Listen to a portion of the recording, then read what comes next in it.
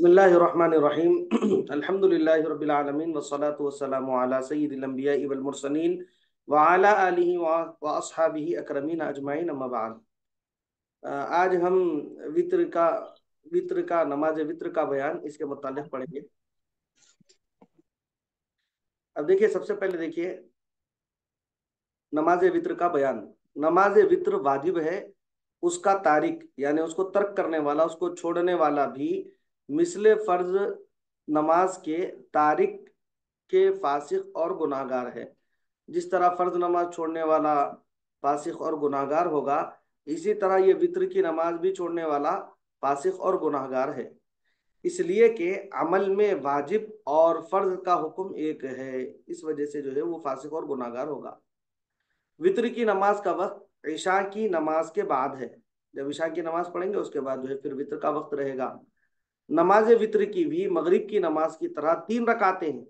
जिस तरह मगरिब में 3 रकातें हैं, उसी तरह मगरिब वित्र में भी 3 रकातें हैं एक सलाम से। लेकिन इन तीनों रकातों में सूरह फातिहा के बाद दूसरी सूरत पढ़ना वाजिब है। दूसरी सूरत यानी ज़म्मे सूरा, जिसको हम आमतौर पर बोलते हैं, वाजिब है।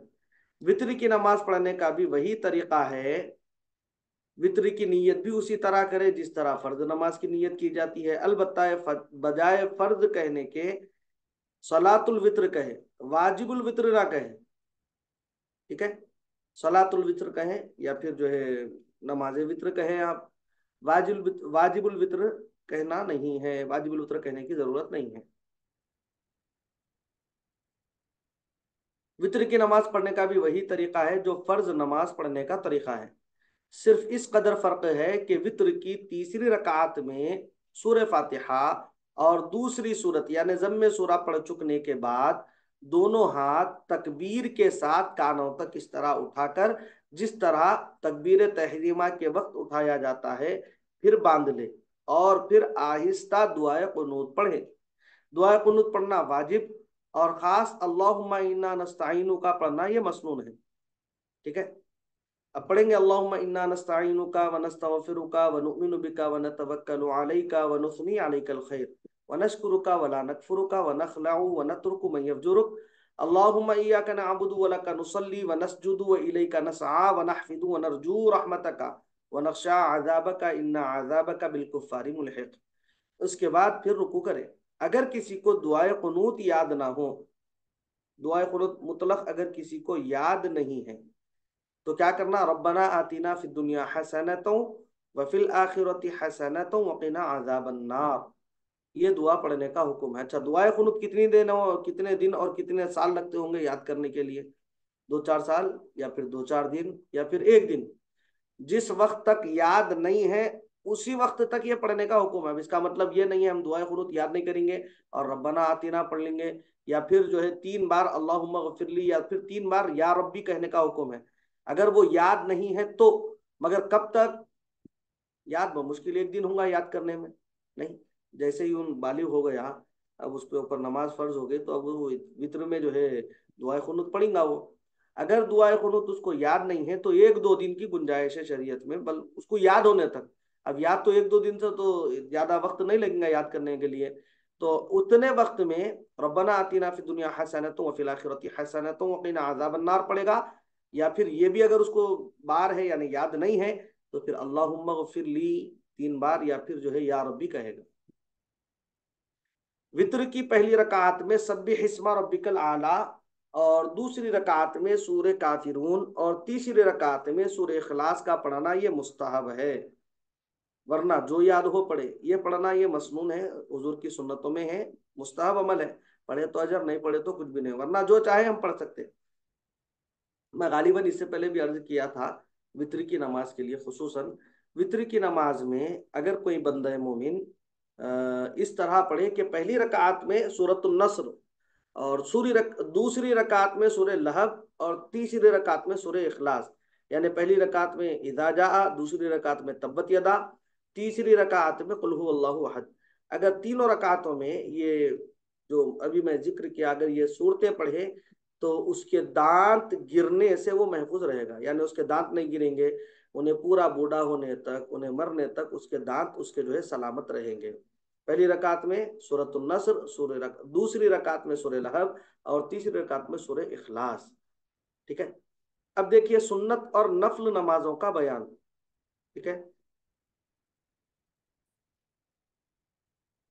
सुनन और नवाफिल फराइज की तकमील के लिए है, यानी फर्ज नमाजों के साथ कुछ ना कुछ सुन्नत और नफल नमाजें इस मसलिहत से मुकर्रर है कि क़यामत के दिन फर्ज नमाजों में जो कुछ कमी या नुकसान वाक़ हो उसको सुनन और नवाफिल से पूरा किया जाएगा। अगर किसी के फराइज में कुछ कमी हो गई नमाज की गलतियों की वजह से, तो फिर क्या करेंगे, अल्लाह पाक वो सुन्नतें और नवाफिल जो है उसमें शामिल करेंगे, जिसकी वजह से जो है वो उसका जो है जो हिसाब होगा फर्ज नमाजों का वो पाए तकमील तक पहुंचेगा, पूरा होगा। सुन्नत की दो किस्में हैं। पहली है सुन्नत मुअक्कदा, जिसका बिला उज़्र तर्क करने वाला फासिक और गुनाहगार है। और दूसरी ही सुन्नत है सुन्नत गैर मुअक्कदा, जिसके तर्क करने वाले पर कोई गुनाह नहीं है। इसको नफल और मुस्तहब भी कहते हैं। अब देखिए पहले सुन्नत मुअक्कदा के बारे में।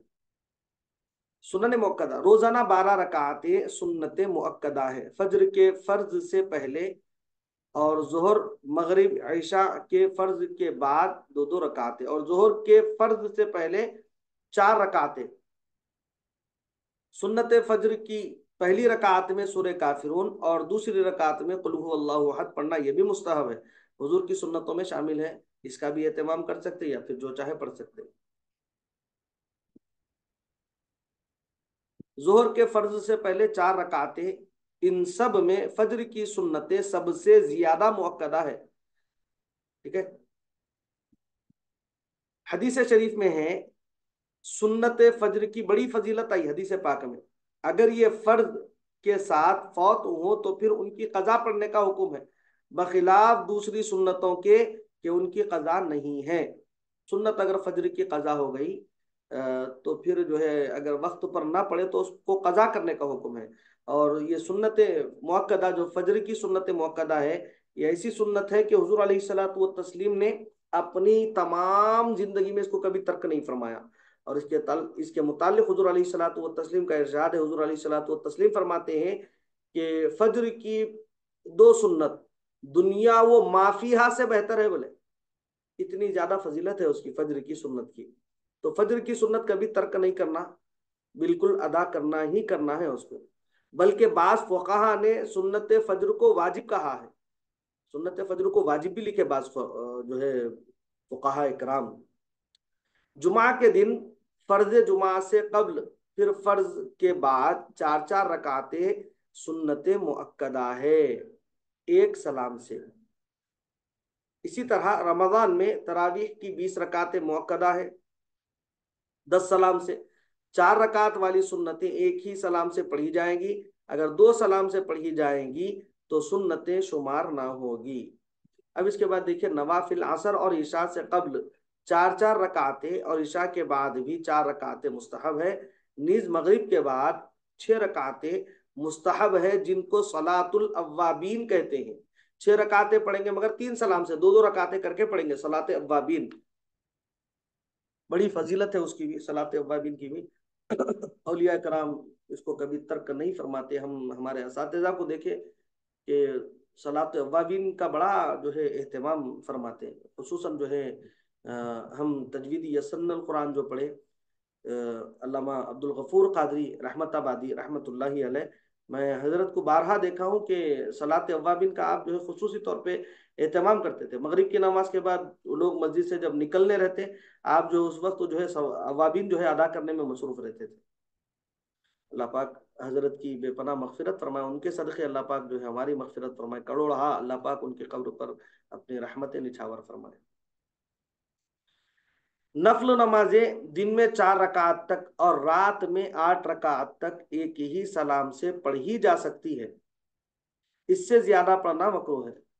नफल नमाज का बिला उज़्र बैठ कर पढ़ना जायज है, बगैर कोई उज़्र के बिला उज़्र जो है आप जो है नफल नमाजें बैठ कर भी पढ़ सकते, बिल्कुल जायज है।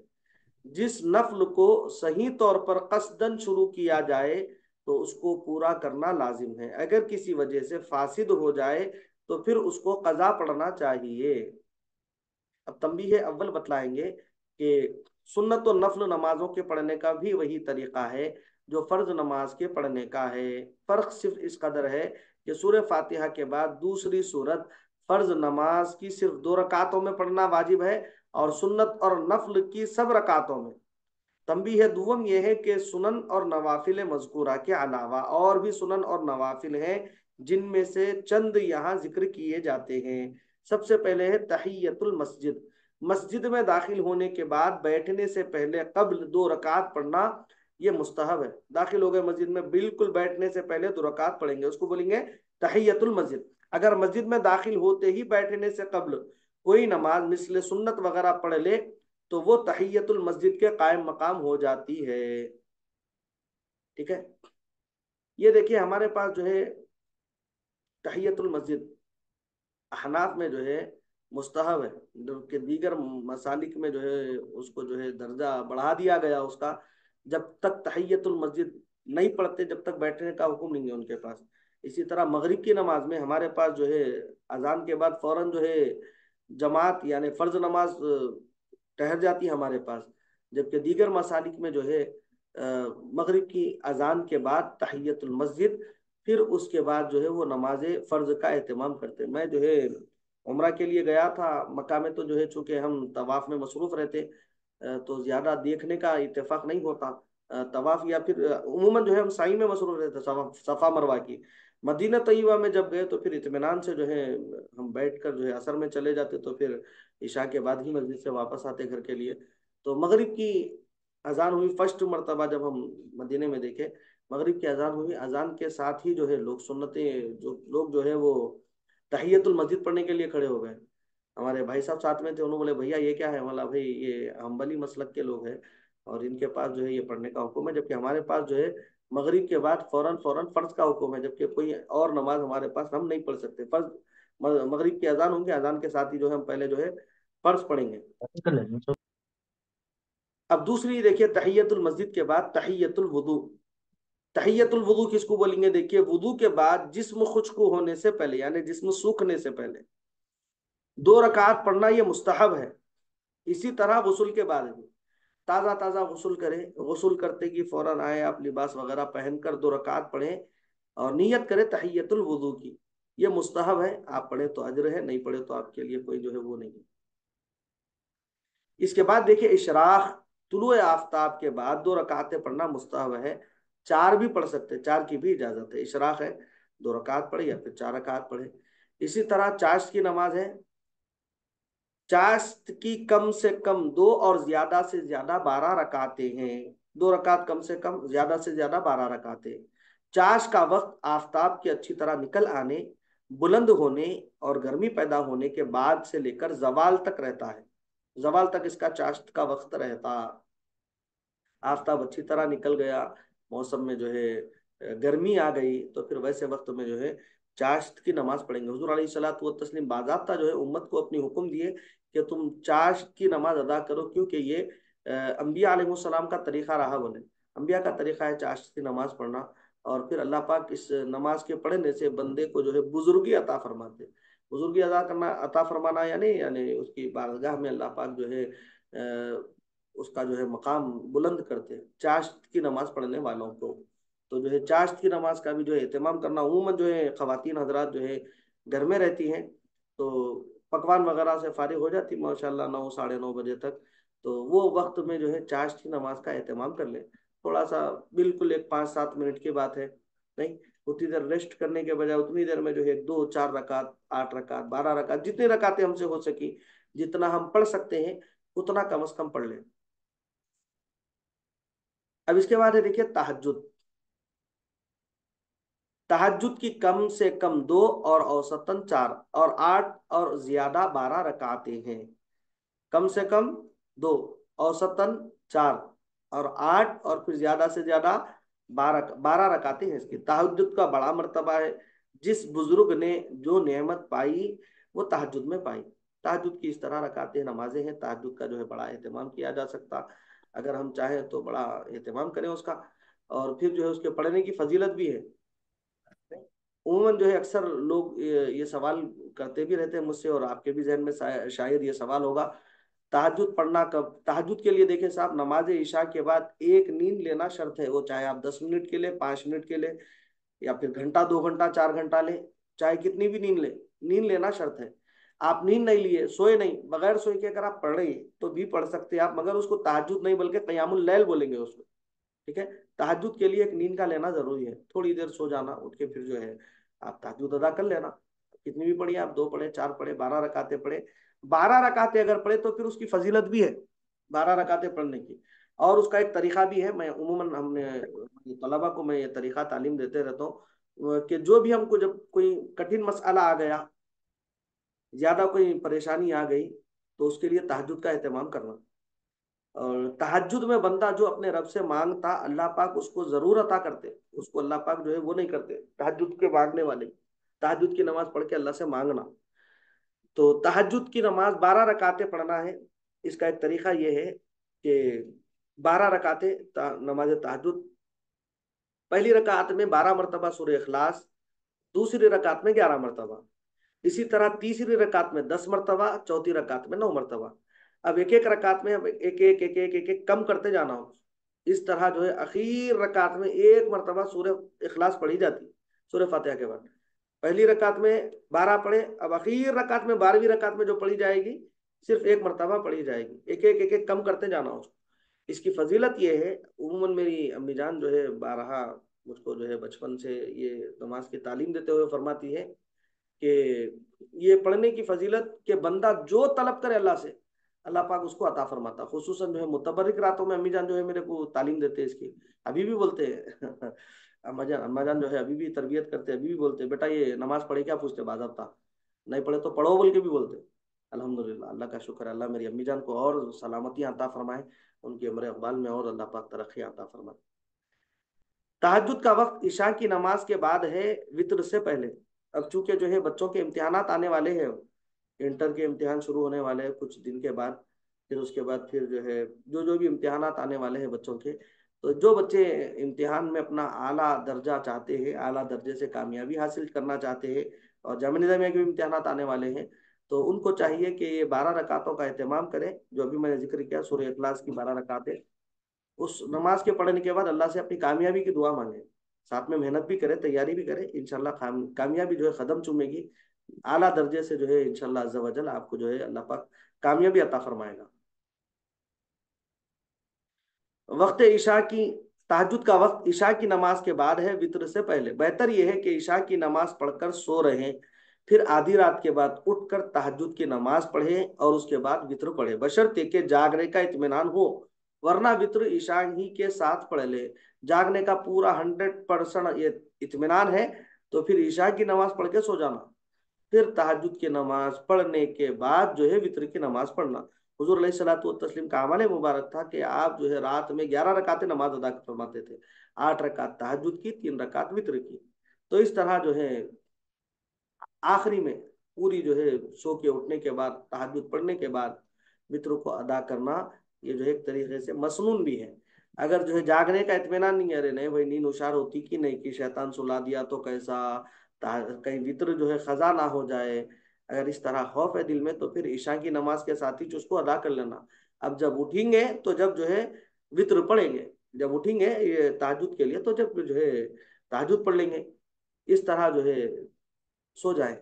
अगर इत्मीनान ना हो, इत्मीनान है उठने का बिल्कुल, तो फिर जो है जरूर जो है ईशा की नमाज के बाद ही जो है तहज्जुद की नमाज के बाद ही उसको अदा करें, वरना फिर ईशा के साथ जो है उसको अदा कर लें।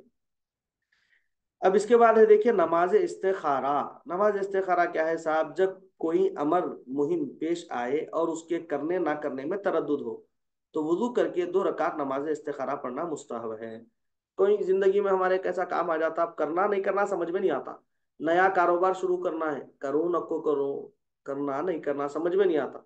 इसी तरह रिश्ता आ गया किसी के लिए, बहन के लिए, भाई के लिए, बेटी के लिए, बेटे के लिए, किसी के लिए भी, अब रिश्ता करना नहीं करना समझ में नहीं आ रहा। कोई भी मसला हो जिंदगी का, करना नहीं करना समझ में अगर नहीं आया तो क्या करना? नमाज इस्तिखारा पढ़ना। नमाज इस्तिखारा ये क्या है? मुस्तहब है नमाज इस्तिखारा पढ़ना। अब इसमें क्या करेंगे हम? पहली रकात में सूरह काफिरून पढ़ेंगे, दूसरी रकात में सूरह इखलास पढ़ेंगे, यानी पहली रकात में कुल या अय्युहल काफिरून, दूसरी रकात में कुल हु अल्लाहु अहद। खत्म नमाज के बाद खुदा की हम्द और दुरूद शरीफ पढ़कर अल्लाह तबारक व तआला की हम्द बयान करेंगे, बाकी उसकी किब्रियाई बयान करके फिर क्या करेंगे, दुरूद पाक पढ़ेंगे, दुरूद शरीफ पढ़ेंगे, और फिर जो है दुआ इस्तिखारा पढ़ें। अल्लाहुम्मा इन्नी अस्तखीरुका बिइल्मिका व अस्तक़दिरुका बिक़ुदरतिका व अस्अलुका मिन फ़ज़लिकल अज़ीम फ़इन्नका तक़दीरु वला अक़दिरु व तअलमु वला वला अअलमु व अंत अल्लामुल ग़ुयूब। अल्लाहुम्मा इन कुन्ता तअलमु अन्न हाज़ल अम्र खैरुल्ली फी दीनी व माशी व आक़िबती अमरी फ़क़दिरहु ली व यस्सिरहु ली सुम्मा बारिक ली फ़ीही व इन कुन्ता तअलमु अन्ना हाज़ल अम्र शर्रुन ली फी दीनी व माशी व आक़िबती अमरी फ़स्रिफ़हु अन्नी वस्रिफ़नी अन्हु वक़दिर ली अल खैर हैसु काना सुम्मा अर्ज़िनी बिह। लफ्ज हाजल अमरू की जगह, हाजल अमरा की जगह अपनी हाजत का जिक्र कर दें। अल्लाहुम्मा इन कुन्ता तालमु अन्ना हाजल अम्र की जगह क्या करना, ये जगह पर जो है अपना जो भी मकसद है, जो भी अपना मुद्दा है, अपन जिस मकसद के लिए जो है ये इस्तिखारा कर रहे हैं, उसको यहाँ पर जिक्र कर देना। हाजल अम्र की जगह वो कर देंगे। मिसाल के तौर पर जो है बच्ची का रिश्ता, या फिर जो है ये कारोबार करना नहीं करना, इस तरह कर कर जो है फिर मुकम्मल दुआ पढ़ लें। मसलन हाजर सफर या फिर हाजर निकाह, इस तरह अरबी में भी बोल सकते हैं आप, या फिर जो है अपने अल्फाज में करिए, आप अपने अल्फाज में अदा करिए। इसके बाद अगर इस काम के करने पर दिल माइल हो तो करे, वरना ना करे। दिल माइल अगर हो रहा वो काम के करने में, करना, नहीं तो नहीं करना। अब उसके बाद एक ये भी बात बतलाई गई कि अगर जो है काम के अगर करने का हुक्म रब की जानिब से हो रहा तो ख्वाब में अल्लाह ताला हमारी रहनुमाई फरमाते। वो इस तरह के ख्वाब में जो है या हरा रंग आता या फिर सफेद रंग आता। अगर सफेद रंग की कोई सी चीज देखे या फिर हरे रंग की कोई सी चीज देखे तो समझ जाए कि रब जलाल का इशारा है इसमें कि ये काम को हमको करना बेहतर है। अगर लाल रंग दिखाई दे तो फिर समझ जाए, लाल रंग का क्या होता साहब, लाल रंग का मतलब ही ना खतरे की घंटी। नहीं, खतरा जहां पर रहता वहां पर लाल लाल रंग लगा दिया जाता। नहीं, ट्रैफिक सिग्नल भी जो है लाल जब हो जाता तो हुक्म क्या है, बस रुक जाना वहां पे। ये ना, लाल जब आ जाए तो रुक जाना। ग्रीन का मतलब क्या है, निकल के चले जाओ, आगे बढ़ जाओ। येलो आया तो मतलब अब रेडी हो जाओ ट्रैफिक सिग्नल के लिए। तो इसी तरह जो है इशारा हमको जो मिलता, अगर हरा रंग का इशारा मिला, सफेद रंग का इशारा मिला, तो वो काम के करने में हमारी जो है भलाई, अल्लाह की मर्जी है। और अगर लाल रंग का इशारा मिला तो फिर समझ जाए कि अब नको करो भाई, ये तुम्हारे लिए बेहतर नहीं है। इस तरह दिल जो है माइल भी हो जाता, या फिर जो है ख्वाब में भी इशारा मिल जाता। बेहतर यह है कि 7 मरतबा तक नमाज इस्तिखारा की तकरार करके शाम काम जो है शुरू किया जाए, खुसूसन जबकि दिल का मैलान किसी तरफ ना हो। 1 मरतबा करे समझ में नहीं आया, 2 मरतबा करे समझ में नहीं आया, 7 मरतबा तक तकरार करने का हुक्म है। 7 मरतबा तकरार करें। अब इस तरह देखिए नमाज तरावीह, नमाज तरावीह ये सुन्नत मुअक्कदा है, मर्दों के लिए भी और औरतों के लिए भी। मर्दों के लिए भी सुन्नत मुअक्कदा और औरतों के लिए भी। जिस रात को रमजान का चांद देखा जाए उसी रात से तरावीह शुरू की जाए, और जब ईद का चांद नजर आए तो फिर छोड़ दी जाए।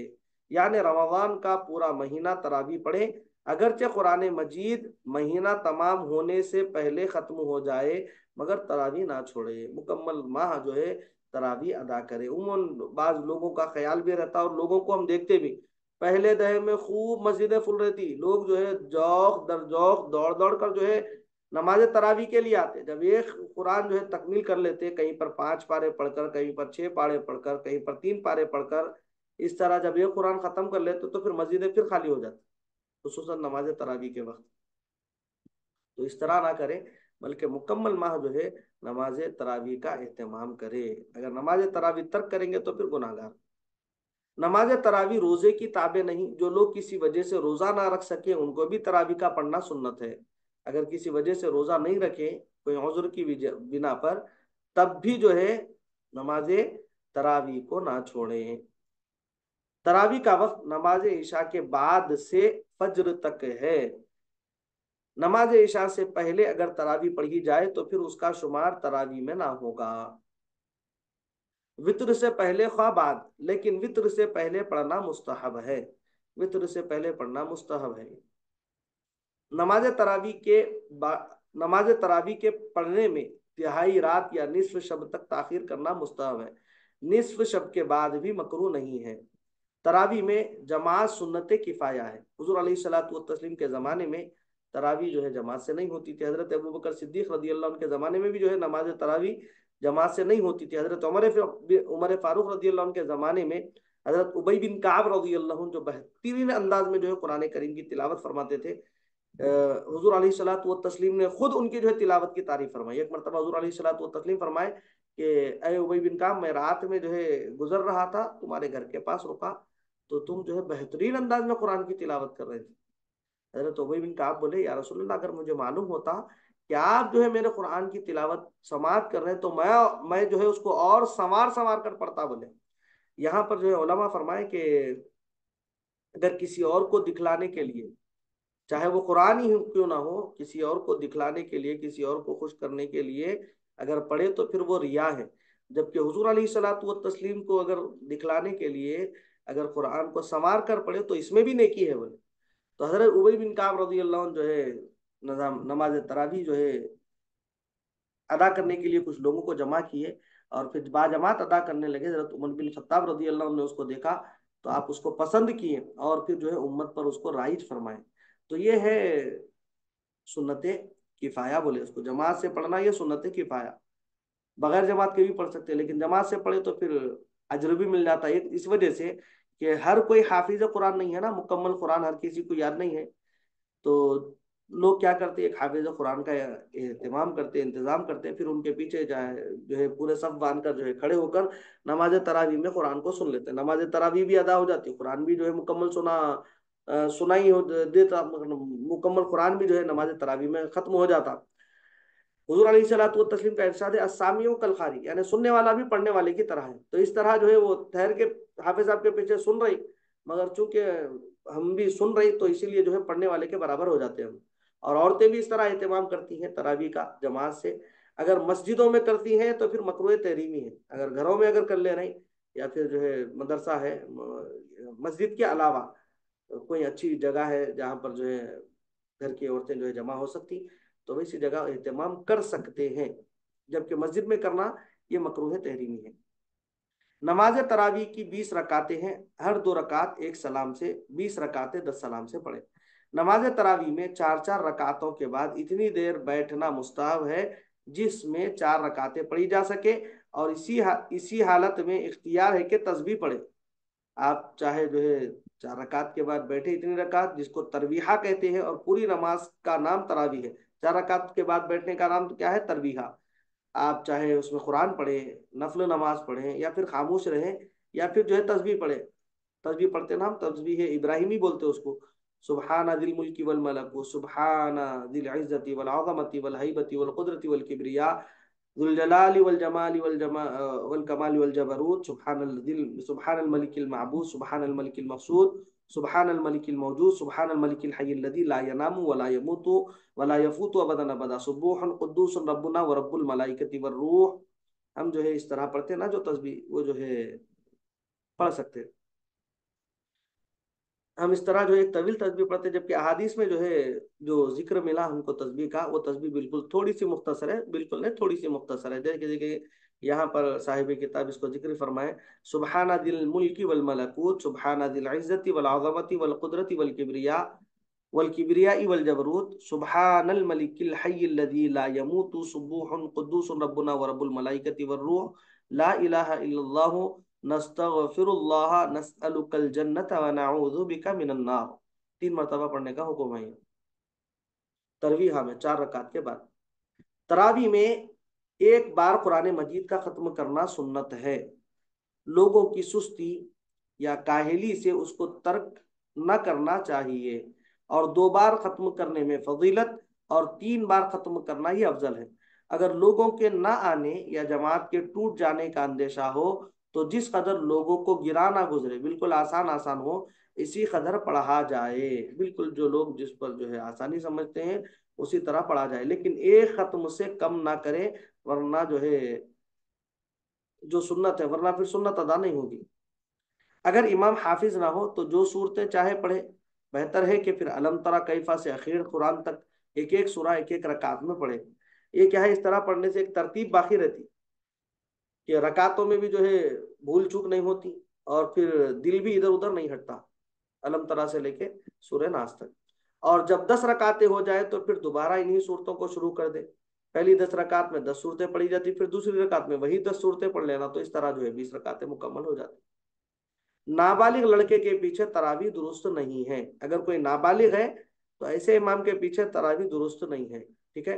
अगरचे उसको दाढ़ी ना हो, दाढ़ी बुलूगत के साथ ही आ जाना, वो भी पूरी आ जाना जरूरी नहीं है ना। तो इसलिए जो है अगर नाबालिग है तो उसके पीछे नहीं पढ़ेंगे, अगर ना बालिग है, अगर दाढ़ी नहीं है तो फिर उसके पीछे नमाज पढ़ सकते हैं। अब अगर उन्हें दाढ़ी काटा तो फिर वो एक अलग मसला है उसका। दाढ़ी अगर है उसको, बावजूद अच्छी दाढ़ी रहने के जो है अगर दाढ़ी अपनी तराश रहा, तो उसके पीछे नमाज पढ़ना मकरूह है। एक मुश्त से कम रख रहा, बिल्कुल एक मुश्त से कम दाढ़ी रख रहा, तराश रहा, तो उसके पीछे नमाज पढ़ना मकरूह है, वो तरावी की हो या पंज वक्ता नमाजें हो। एक मुश्त से जायद हो तो फिर उसको तराशने का बाज़ाब्ता हुक्म है। रमजान में वित्र जमात से अदा करें। रमजान के सिवा वित्र जमात से ना पढ़े। इमाम तीनों रकातें बुलंद आवाज से पढ़े, मुख्तदी खामोश रहे। अलबत्ता तकबीर कुनूत के बाद इमाम और मुख्तदी दोनों आहिस्ता आहिस्ता कुनूत पढ़े। फर्ज और वित्र की इमामत एक शख्स और तरावीह की दूसरा शख्स करे तो ये जायज है। इसी तरह अगर तमाम लोग ईशा की नमाज जमात से ना पढ़े हों तो तरावी भी जमात से ना पढ़े, इसलिए कि तरावी की जमात ईशा की जमात के ताबे हैं। इस तरह तरावी की जमात के बगैर वित्र की जमात ना की जाए, इसलिए कि वित्र की जमात तरावी की जमात के ताबे है। अगर कोई शख्स फर्ज की जमात के बाद हाजिर हो तो पहले ईशा पढ़ ले, फिर तरावी की जमात में शरीक हो। अगर किसी ने फर्ज ईशा जमात से पढ़ा हो तो वो वित्र भी जमात से पढ़े, अगरचे उसने तरावी जमात से ना पढ़ी हो। और जिसने फर्ज ईशा जमात से ना पढ़ा हो तो वो वित्र भी जमात से ना पढ़े, अगरचे तरावी जमात से पढ़ी। तरावी को बिला उज़्र बैठ कर पढ़ने से निस्फ सवाब मिलता है। अक्सर लोगों को हम देखते हैं, वो बूढ़े हजरात तो जो है आगे बढ़ बढ़ के जो है पहली सफ में खड़े होकर मुकम्मल जो है तकबीर तहरीमा के साथ नमाज अदा करते, जबकि नौजवान जो है अफसोस और शर्म आती बोलते हुए कि एक तो पीछे बैठते, आके आगे नहीं बैठते, पीछे बैठते।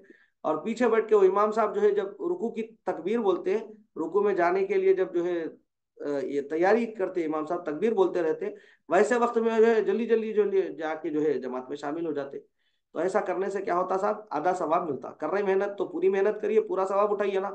नहीं, कम घर में बोल रहे हैं हम तरावी को जा रहे हैं और घर वालों को भी धोखा दे रहे हैं। नहीं, तो इस तरह ना करें। इमाम के रुकू में जाने तक तहरीमा ना बांधकर मुंतजिर रहना मकरूह है। ये मकरूह भी है, फिर सवाब में भी कमी हो जाती, तो इस तरह जो है ना करें। अब फर्ज नमाजों में मिलने का बयान इंशाअल्लाह अज़्ज़ व जल आइंदा क्लास में इसको पढ़ेंगे। उम्मीद किया आज का सबक मुकम्मल आप हजरात जो है समझ चुके होंगे। दुआ है कि इलाहा आलमीन हम तमाम के तमाम सगीरा कबीरा गुनाहों को माफ़ फरमा, हमारे माँ बाप के तमाम सगीरा कबीरा गुनाहों को माफ़ फरमा। इलाहा आलमीन मौला हमारी मग़फ़िरत फरमा दे, हमारे माँ बाप की मग़फ़िरत फरमा दे, तमाम उम्मत मुहम्मदिया की मग़फ़िरत फरमा दे। इलाहा आलमीन परवरदिगार आलम हम तमाम को इल्म नाफे से सरफराज फरमा। इलाहा आलमीन मौला दीन और दुनिया के तमाम उलूम से माला माल फरमा। इलाहा आलमीन मौला इल्म से ज़्यादा अमल करने की हमको तौफीक अता फरमा। मौला करीम मुसलमानों के जानो माल इज़्ज़त व आबरू की हिफाजत फरमा। मुसलमानों के इलाहा आलमीन मौला मसाजिद की हिफाजत फरमा। इलाहा आलमीन मौला मसाजिद की हिफाजत फरमा, खानकाहों की हिफाजत फरमा, मदरसों की हिफाजत फरमा। इलाहा आलमीन मौला जहाँ कहीं मुसलमान रहते बसते हैं मौला तमाम मुसलमानों के जानो माल इज़्ज़त व आबरू की हिफाजत फरमा। इलाहा मौला मुसलमान लड़कियों की इस्मतों की हिफाजत फरमा। इलाहा मौला मुसलमानों के औरतों को मौला इलाहा मौला लड़कियों को मौला मुर्तद होने से बचा ले। इलाहा मौला खुसूसन इलाहा मुसलमान नौजवानों को बेरारवी से बचा ले। इलाहा मौला मुसलमान नौजवानों और लड़कों और लड़कियों को बेरारवी से महफूज फरमा। इलाहा मौला उनको दीन की समझ अता फरमा। इलाहा मौला हम तमाम को दीन की समझ अता फरमा। अल्लाहुम्मा फ़क़्हिना फ़िद्दीन, हमको दीन की समझ अता फरमा। इलाहुल आलमीन परवरदिगार आलम हम में जिनके वालिदैन दुनिया से गुजर चुके हैं मौला उनकी मग़फ़िरत फरमा, उनके दर्जात में बुलंदियाँ अता फरमा। जन्नतुल फिरदौस वालियीन में आला से आला मकामात पर फाइज फरमा। इलाहा नाज़िम मौला हमें जिनके वालिदैन बाहयात हो मौला उनको खूब सेहत अता फरमा, खूब तंदुरुस्ती अता फरमा, खूब आफियत अता फरमा, खूब सलामती अता फरमा। इलाहा नाज़िम मौला आफियत और सलामती के साथ उम्र खिजरी अता फरमा। खुसूसन मेरे वालिदैन करीमैन को मौला खूब सेहत अता फरमा, खूब तंदुरुस्ती अता फरमा, खूब आफियत अता फरमा। उनके साये आतिफत को मौला मेरे और हम भाई बहनों के सरों पर देर पाफियत और सलामती के साथ कायम दायम फरमा। और परवरदिगार खुसूसन इलाहा मौला जो मेरी जायज़ दुआ है मौला मेरे वालिदैन करीमैन की मौला हयात तय्यबा ही में उसको पाया तकमील तक पहुंचा दे। इलाहा मौला हम तमाम की तमाम दुआओं को इलाह आलमीन जो मांगा वो भी अता फरमा, जो मांगने से रहेगा अपने फजलो करम से सरफराज फरमा। हम तमाम की दुआओं को हुजूर अलैहिस्सलातु वस्सलाम के वास्ते वसीले हुजूर अलैहिस्सलातु वस्सलाम के नालैन के तसद्दुक़ कबूल फरमा। व सल्लल्लाहु तआला वसल्लम अला खैरि खल्क़िही सय्यिदिना मुहम्मद व नूरि अर्शिही व अला आलिहि व अस्हाबिहि अजमईन बिरहमतिका या अरहमर राहिमीन वल्हम्दुलिल्लाहि रब्बिल आलमीन बिहक़्क़ि ला इलाहा इल्लल्लाह मुहम्मदुर रसूलुल्लाह सल्लल्लाहु तआला अलैहि वसल्लम।